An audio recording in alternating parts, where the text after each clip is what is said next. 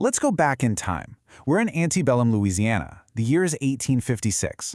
There's a story from this era that really sits on the razor's edge between documented history and some seriously chilling folklore. It's the legend of one single child who seemed to bring ruin, well, wherever he went. Now, you might be wondering where a story like this even comes from. And look, this isn't some ghost story that's just pulled out of thin air. The narrative we're going to unpack today is actually pieced together from real historical remnants. We're talking court notes, personal journals, and fragments that history really tried to bury. These are the little pieces that survived, hinting at a story someone, somewhere, wanted to erase. Okay, so at the very heart of this legend is a young enslaved boy. He was born in 1856 on a huge plantation right near the Mississippi River. And, from the very beginning, people knew there was something different about him. He was described as being, well, unnaturally perceptive. The elders would whisper about how he seemed to understand things no child his age possibly could. It's like he could predict what adults were going to do, or he'd notice private conversations from across a yard. He just looked at the world as if he knew secrets that no one else did. And another thing, unlike the other kids who would run around and play, he was just unnervingly quiet. He was an observer. He'd spend hours just watching, memorizing every little thing he saw.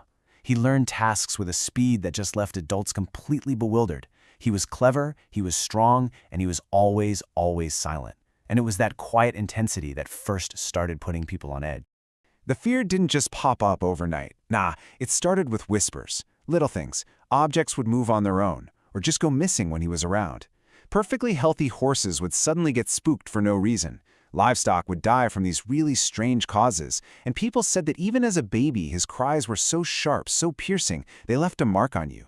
These small, unsettling events, well, they started to paint a very dark picture. So you have all these whispers and strange occurrences, but soon they escalated into something way more concrete. The first major tragedy. This was the event that really shifted the boy's reputation from just being unusual to being seen as deeply dangerous. It all kicked off in one of the older households on the plantation, and it started with that familiar pattern. Healthy animals suddenly falling sick, tools just vanishing into thin air. But then, it got so much worse. The family's youngest son, just a few years older than the boy, died within hours from symptoms no doctor could even begin to explain. And in the aftermath, that family's grief just curdled into suspicion, and all eyes turned right to him. And that was the turning point. Any sense of him being just another kid was completely gone. You have to remember, in a closed community that's gripped by powerlessness, anything that's unexplained can quickly become seen as malevolent. Fear completely replaced familiarity. From that moment on, his every quiet movement was watched, it was analyzed, and it was feared. But here's the really terrifying part. This devastating loss, it was not an isolated incident. Oh no, it was just the beginning of a terrifying pattern of destruction that soon began to spread to neighboring households, and it created this wave of panic across the entire region. The pattern became undeniable. A second family, their master, wife, and all their children suddenly succumbed to this mysterious, fatal disease. Then a third family loses all its livestock, their barn burns to the ground, and then they too perish from a sudden fever. And finally, a fourth family, a really wealthy, influential one, collapses under the exact same sequence of events. The connection was just impossible to ignore. At this point, the boy wasn't even seen as a child anymore. He'd become, in the collective mind of the entire community, a harbinger of doom.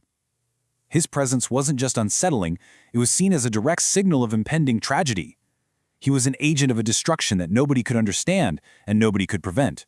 So this brings us to the community's desperate and, well, ultimately futile attempts to stop what was happening. As the fear grew and grew, people tried everything to regain control, but every single action they took seemed to only prove how powerless they really were.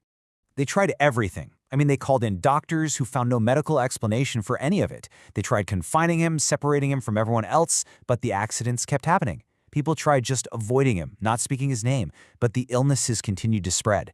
Even punishment seemed to just make the misfortunes worse. Nothing worked. The climax of this whole legend came at the final incident, the complete and total decimation of yet another prominent, influential family. This catastrophic loss just erased any lingering doubts, any attempts people are making to rationalize what was going on.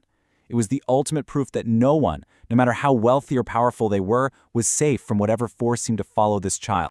In the aftermath of that, the entire community became paralyzed. Fear was now the ruling force. It dictated absolutely everything: who people spoke to, where they went, what they did.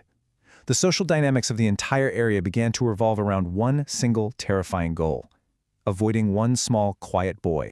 And that, right there, leaves us with the central question that makes this legend so enduring.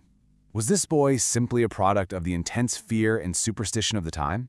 I mean, was he an incredibly cunning and intelligent child who just learned how to manipulate his environment to terrifying effect? Or was there something else at play here? Something that defies any logical explanation? The records give us the story, but the truth? Well, the truth remains buried with the past.